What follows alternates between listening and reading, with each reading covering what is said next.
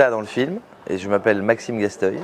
Moi, je joue Viking et je m'appelle Gérard Jugnot dans la vie. Et dans le cinéma, c'est mon fils. Et c'est aussi un abruti.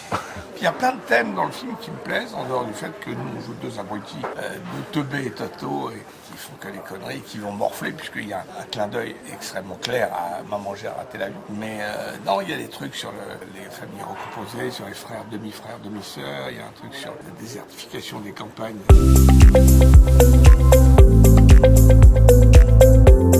Je crois l'avoir vu, mais c'est pas un film qui est resté par rapport à toi. Ouais, nous on l'a vu comme la génération d'Edouard qui réalise le film, Edouard plus vieux. Moi c'est un film en plus qui repasse à la télé souvent à chaque fête de Noël. Et c'est un film que j'ai regardé quand il est sorti une vingtaine de fois d'affilée en 1 ou 2 semaines parce que j'étais halluciné d'être dans la peau d'un enfant de mon âge et qui lui arrive ça. Donc tout de suite on se met à sa place. En plus à s'étendre quand il repasse, ça me ramène à des souvenirs d'enfant, donc c'est plutôt cool.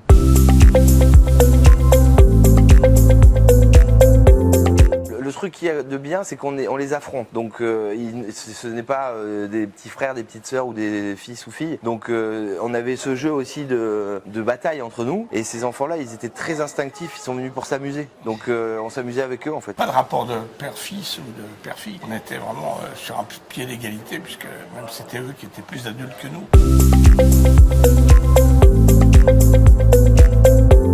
On a été préparé, Gérard s'est énormément donné. Tu étais sous les ponts où tu t'es lâché. J'ai encore des souvenirs, si vous voulez, je vous donnerai des accessoires. Je vous le dis, là, sur ce numéro, il y a une crème. Sur le prochain, il y aura un bout de mon slip du film. Non mais c'était dingue, on a fait des cascades, c'était super marrant. On a eu la méthode pour tomber et ne pas se faire mal. On a passé notre vie par terre, dans de la merde, dans des feuilles, dans de la terre, à se rouler sale toute la journée. C'était jouissif de jouer des gamins quoi. Il est formidable parce que c'est un des mecs les plus pleutres que je connais, un des plus foireux que je connaisse, mais qui a tous les courages quand on lui demande de faire un truc. T'as fait des trucs insensés. J'ai hâte de tourner le 2 parce que j'ai envie de repasser 2 mois cul sur cul avec Gérard. Enfin. Non mais c'est vrai que c'était une belle rencontre et je peux dire qu'on est devenus amis. Et j'en ai pas beaucoup des amis. Non, j'aime tout le monde parce que je suis assez sociable, mais il y a des gens pour qui j'ai une vraie affection et ce con-là fait partie du groupe.